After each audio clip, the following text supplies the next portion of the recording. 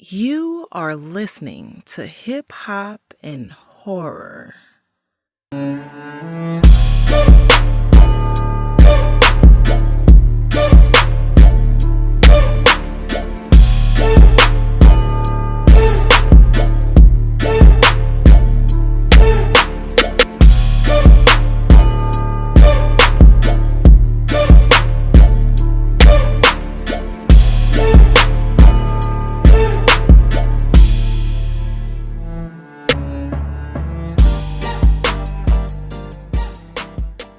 Outside William Davoe's car, day. What's happening, y'all? Welcome to Hip Hop and Horror. I'm your host, Jay Rubin. The story today involves the private investigator William Davoe, as he tracks his target into a hotel he later finds out has some people who have never checked out the whole time Hurricane Lulu is about to touch down on the city. Check it. I call this one the Davoe Chronicles. In a storm. Outside, alley, day. An old school Cutlass comes down the alleyway, stops. The outside sounds come back on once the engine's turned off. Kiefer, a light-skinned black man, slim build, hops out making his way to the trunk. He dresses nice, name brand shoes, nice silky shirt, but that's to throw you off though. Old boy down bad. Kiefer opens his trunk and he looks around suspiciously. Be easy. Daddy gonna take care of you. Don't fight. Nah. Come on, nah. Tiz, no. The young lady gets out of the trunk. Before she could make a step, he clotheslines her and drags her in the back door of the Hotel Mahogany. Outside William Davoe's car, day. What the hell is he doing? William Davoe has the whole gentleman vibe down pat. He's dressed like he could step right in as someone's best man.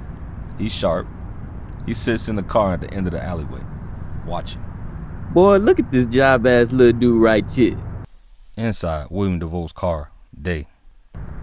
William Davoe turns the radio up, catching the end of the program beeps to prompt the viewer to pay attention. The radio personality informs the listener. Tropical Storm Lulu has upgraded into a Category 3 hurricane. So it's about time we got serious about this hurricane. If you haven't already got on the road to evacuate. Hello? Yeah, I heard. He ain't smuggling no turkeys. He took a woman out of the trunk and clotheslined her, then drug her into the hotel. That's at least kidnapping, even in New Orleans. That means I'm hearing the hurricane till I get him. There's places to duck this storm. I'm not. Yeah. Alright. Hanging up the phone, William sees Kiefer. He picks up the binoculars and watches as he walks down into the hotel, down the street from around the corner. Okay. I'ma be here a minute. Almost positive.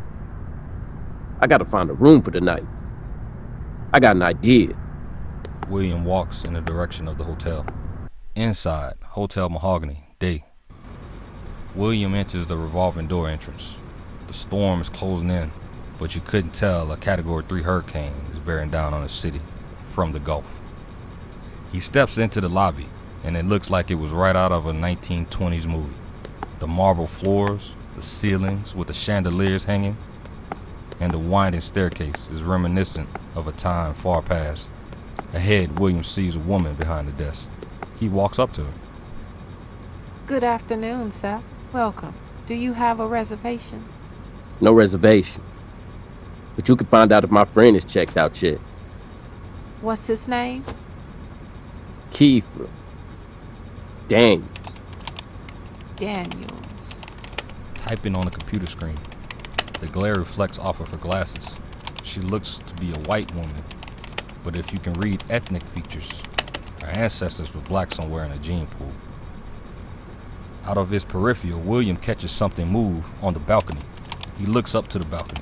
William focuses. The figure of a woman. Is she dead or alive?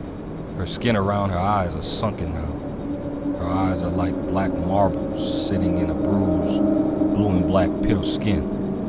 Her hair, now a patchy scalp with spots of gray long hair, the dress holding her flesh together, turns and begins to walk. William's jaw drops. and he backs away from the desk looking like he wanted to take off running. He looks away. William turns around to nothing. The woman on the balcony is gone too. Don't stay here. Oh, shit. You okay? A loss of words ain't the phrase. He does like everybody does. Just plays like it didn't happen. Nah. Seeing stuff.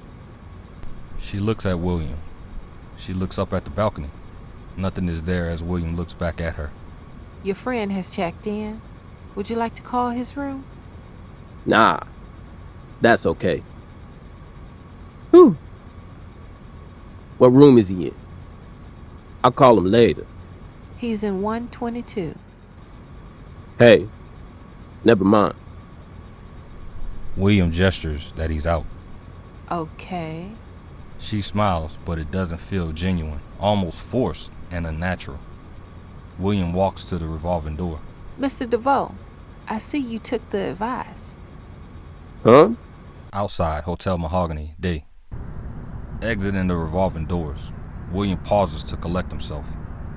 He walks into a hotel across the street trying to find a place with a mission on his mind. Get Kiefer and find a girl or girls. Inside Hotel Diamond, day. William marvels the big industrial-sized entrance doors as he walks inside Hotel Diamond. He slows his pace down, kinda looking around the hotel until he comes to a complete stop. He then walks up to the receptionist's desk. This time the receptionist isn't at the desk, or so William thought. The Hotel Diamond receptionist stands up from kneeling. William Davoe is at a loss of words. She's the same woman from across the street, or so he thinks. Do you have a reservation with us, sir? Nah. Hey, you know a girl that worked across the street? Y'all favor each other. Boy, that lady don't look nothing like me. William looks around the hotel as if something will come to him to say. Even inside of this hotel. The furniture and drapery is not the same, but the structure, the balcony, where the receptionist is at. That's true. These hotels were created by the same builder. You've seen her though. That lady? A few little times on break. Okay. So, I need a room, if you have one available. Indeed we do. It must be the storm coming because we got more guests than usual. Oh, really? Why don't you get guests? I'm sure tourists would love to stay here. You sure you want to stay here? Maybe I should warn you of the happenings of this place. It's history. You see, this establishment used to be a secret for most of New Orleans visitors. Men who were into sporting places looking for a black woman passing as white would frequent this very hotel. Well, hotel now. Then, sporting place. In the late 1800s and early 1900s. Sporting places as in old school brothels. Okay. Yep. Seems something odd is going on here. For sure saw a ghost materialize on the balcony. You don't even know your twin across the street. Yeah. Old school brothels. What were you about to say? A woman of the lifestyle would get killed, shot, stabbed, choked, you name it. And it's happening right here in the lobby or up there in those rooms. Whether it was a lover's triangle or a jealous trick, they chose murder. It's almost as if this hotel makes the atmosphere more chaotic. I'm telling you this to warn you. The souls killed in this hotel still haunted. Okay. Well, not a fan of ghosts, but I got some business to tend to. I don't want any parts of ghosts. Hopefully they'll leave me be too. He smiles back at the receptionist. I hope so too. She shakes her head. Well, I'll take my chances. It's not like I have a place I can go. Looking over his shoulder, William takes a glance outside. The clouds are starting to roll in, and the sunny skies are disappearing, He turns around with a smirk. Well, let's roll the dice. Whistling through the lobby, the wind picks up, slamming the big industrial-sized glass door. William jumps as the receptionist stares into the computer screen, typing. Okay. Already this is seeming to be a night I won't forget. I'm literally in a hurricane in a haunted brothel. Start with your first name, last name. William Davoe. D-A-V-O-E.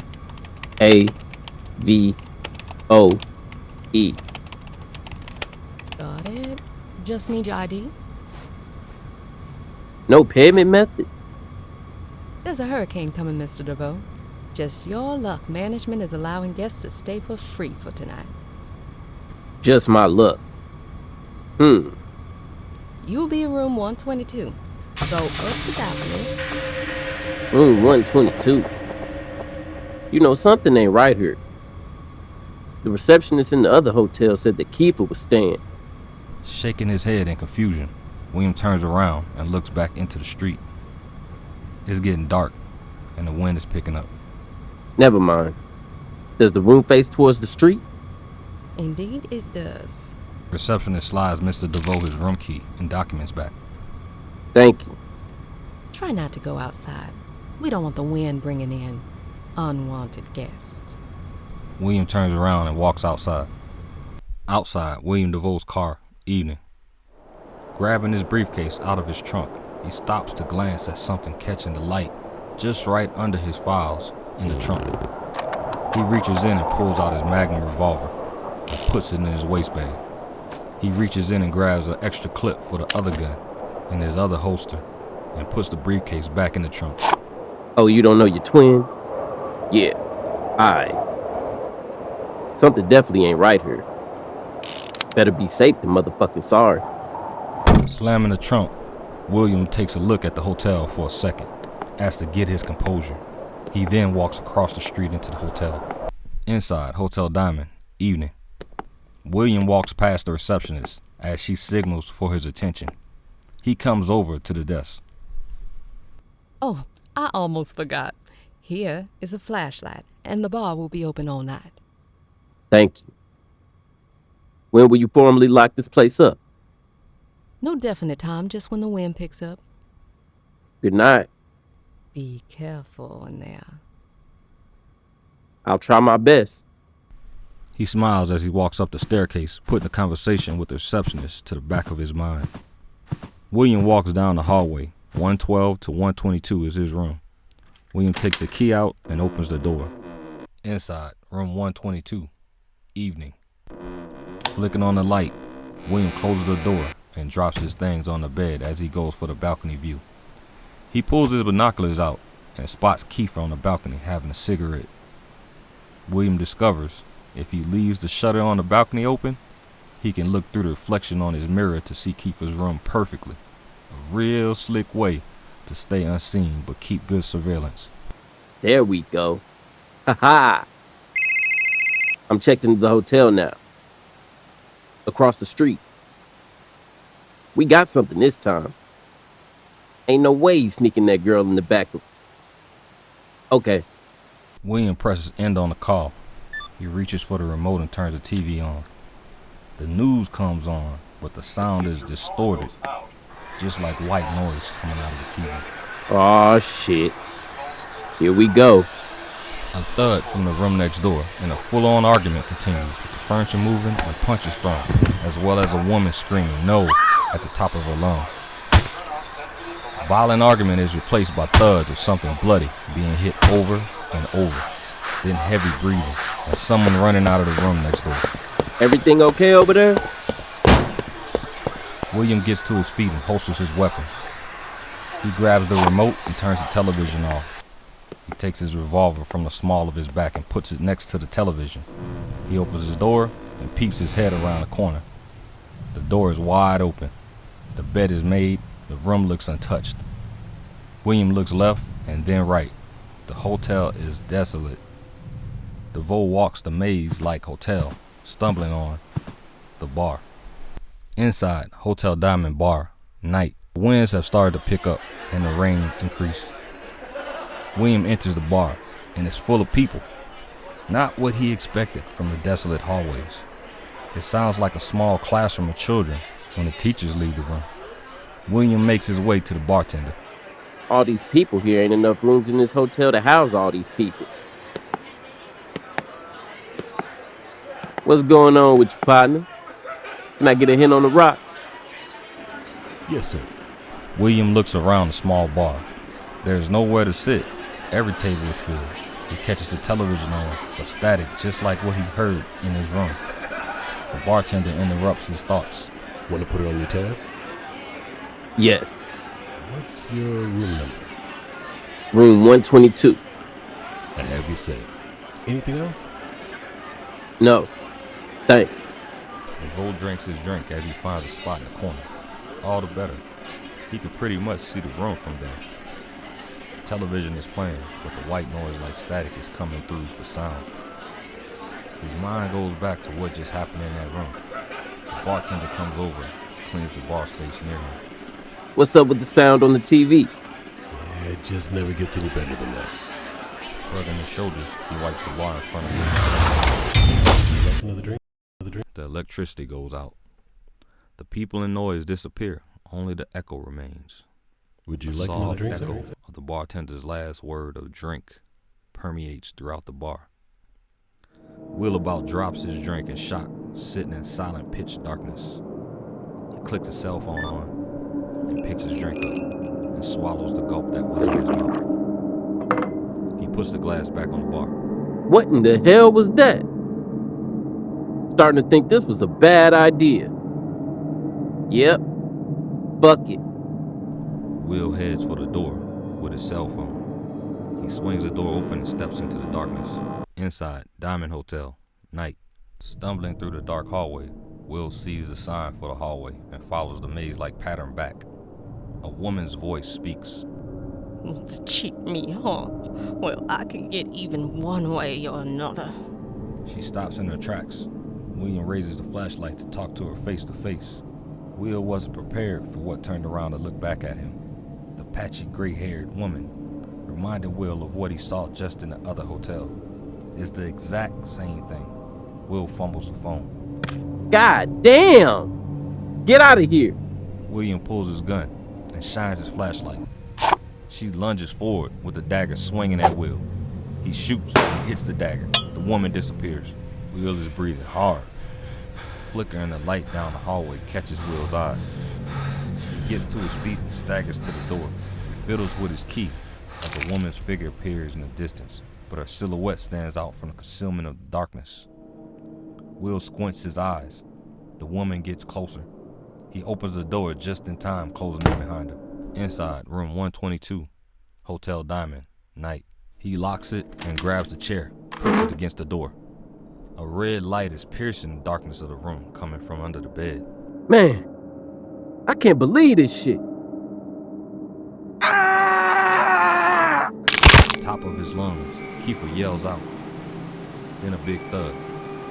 This took all his attention from the light coming from under the bed. William runs onto the balcony, getting stung by the rain and wind. He looks down, seeing Kiefer's body laying sprawled out on the pavement. In the window, William makes out a slim lady figure. I have to find a way across. Banging on the door consists, and it turns more and more aggressive as the seconds pass. Will springs into action, pulling the bed and revealing an emergency hatch. It must have been activated when the electricity went out. The glow engulfs the room now. It seems to make the beating turn into the force equivalent of somebody's body as it ran. Whatever it is really trying to get in. The chair starts to break under the pressure of whatever is on the inside. William opens the hatch. He grabs his magnum revolver and the flashlight from the bed, jumps in, closing the door behind him. Inside, tunnel between the hotels, night. Landing on his feet like a cat, a dark, cold, crudely built tunnel awaits. Ahead is a dark dead end. What? Or who in the fuck was that? I got to see Kiefer. Will follows the tunnel almost in a crouching run. There's a hatch at the end of the tunnel, just like the one in the room. He opens it and climbs up. Inside, Hotel Mahogany, closet, night. As the gale force wind and torrential rains continue to wreak havoc on the streets and city of New Orleans, Kiefer lays dead in the middle of the street, his face stuck in fear. The blood from his mouth is being lifted away by the wind. A loud thud comes from upstairs. An argument between a man and a woman is heard, but is muffled by a closed door. William turns around, looking at the balcony. Here we go. Will clicks his flashlight on, calculating precisely how not to make a sound as he gets closer. He walks up the balcony, and voices have stopped. The door swings open, dismissing Will. Nothing is in the room. William sighs. William walks to room 122, the next room over. A man is covered in blood. He steps from behind the wall, materializing just as William walks away. He follows Will, stalking him. William continues walking to room 122. Wet footsteps are leading into the darkness from the cracked open door of room 122. Inside room 122, Hotel Mahogany, night. Pushing open the cracked door, Will enters the room with his sidearm drawn. The shutter in the room is flapping back and forth in the wind coming from outside. The TV is blaring white noise. Will steps through the darkness, catching a glimpse of something in the mirror. He looks back in the mirror, and the figure jumps back at him. It scares Will so bad he drops his flashlight. Shit! This place is haunted. Oh, man. He picks the flashlight up and immediately shines the room, looking for the figure. Will is so petrified and shaking at this time, making the flashlight shake. Pull it together. Can't hurt me. He continues to the shutter and closes it. The room is ransacked. Will props the flashlight up on the dresser. It illuminates the room. He looks through Kiefer's papers on the dresser, finding nothing. Will gets the feeling of something watching him, and he slowly forces himself to look up at a blurred figure standing. He shines the flashlight clearly as day. He sees a very fair-skinned black woman, profusely bleeding from her head. She falls over on the top of William as he braces himself. A man drenched in blood walks over to them. His glasses are smeared, more like cake with blood. He approaches, nonetheless, swinging a knife. Ah! What in the hell is this shit? William tries to grab his gun from his holster, but that ain't happening. Not with the woman on top of him. The man swings at Will, missing him, but damn nearing him. William slides back across the room's floor to get away from this menace. The man is going all out, trying his best to poke William. This bloody man is very angry. William slides from under the woman as he is out of the light now. The man searches the shadows, having lost Will when he slid. William cocks his gun with this man in his sights. He disappeared just out of the blue. So does the woman. William's shirt is torn from the crazy force. The angry man is tearing William, but he can't be seen. William jumps to his feet. He quickly exits the room. What's going on? Inside, Hotel Mahogany, night. Patting his waist down to make sure he still has his revolver. As he walks in the hallway, he sees the wet footsteps leading back to the bar of the hotel. Inside, Hotel Mahogany, bar, night. William pushes his revolver through the bar door entrance. People inside the bar start to notice William with the gun as he starts to notice they're dressed just like the people in the other hotel's bar. Can I have everybody's attention? Has anyone come in here drenched in water? Barefoot? Anybody see anything? Silence as Will goes back into the crowd. The bar goers go back to talking. See, now normally getting ignored ain't a big deal. He points his revolver inadvertently at the television screen. The crowd pauses. He notices the reaction and focuses on the logo on the television of a rabbit standing on his hind legs with lights projecting from his eyes with a unique company logo. Anybody see anything? The bar patrons all look back at the bartender's secret entrance. A small cubbyhole-like door sucking air in, as if it was breathing. Will kicks the door in, revealing a hidden passageway. Inside the cubbyhole by the bartender's entrance, night. Will cuts the flashlight on. The cubbyhole door seals itself. As he turns the corner, the hallway has 3 doors. William listens in on the first door. He moves his head back just a little. and the knife comes plunging through the wooden door. William kicks the door open, pulling his revolver out. He gets pulled into the room, drops his revolver, and out of the window, all in one fluid motion. Outside, hotel, window, night. Oh, shit! William looks up as the rain stings his face. His fingers start to slip away from the window as he tries to regain his grip. The man takes swipes at Will's fingers at first, then tries to stab him. His arms reaching his torso further down out of the window. In the trip part, this ain't even a bloody man, this is somebody else. William grabs him, pulling him out of the window. Onto the pavement below he goes. As he climbs back in the window, he pulls his sidearm. The woman has her back towards Will as she walks towards the room's entrance. Inside, secret hotel room, night. Hey! Get on the goddamn ground! You! Get on the ground! The haggard woman stops. William walks up to her and grabs a rag and ties the woman's wrist. Why you kill that man? The woman mumbles back inaudible sounds. The distinct sound of muffled screams can be heard from the next room over. William orders the haggard woman. Lay down! William secures her on the ground, then opens the door to the next room over. Two young ladies, early teens, are bound to the wall with a padded chain. The brutal wind and rain imprisons them in a hotel, but the eye of the storm is coming. And with the eye of the storm, tranquility comes, like the storm was never there. William takes the cuffs off the girls. They creep out of the hidden room. Inside, Hotel Mahogany, bar, day. The bartender catches a glimpse of the four coming out. The girls first, followed by the woman suspected of pushing Kiefer. He tries to get their attention, but William ignores him. They make it into the lobby. The sun is shining through the eye of the hurricane, making it look like the hurricane has passed. But the entourage checks the doors. They're locked. We gotta find a way out of here. The eye of the storm is past. The receptionist walks out of the shadows. I just can't let you go. Oh, no, Private Eye. We just getting started. I'll shoot the glass out if I have to. Well, you wouldn't want to bring attention to yourself. What are you gonna tell them? You found some runaways in a haunted hotel? I mean, old school brothel. The same runaways that pushed a man over a balcony in a hurricane. Yeah, I want to watch that conversation. That's easy. You can't make a hotel disappear. Let me guess. You some kind of ghost whisperer? You know, this is the greatest thing about the 21st century. Your society is so lost.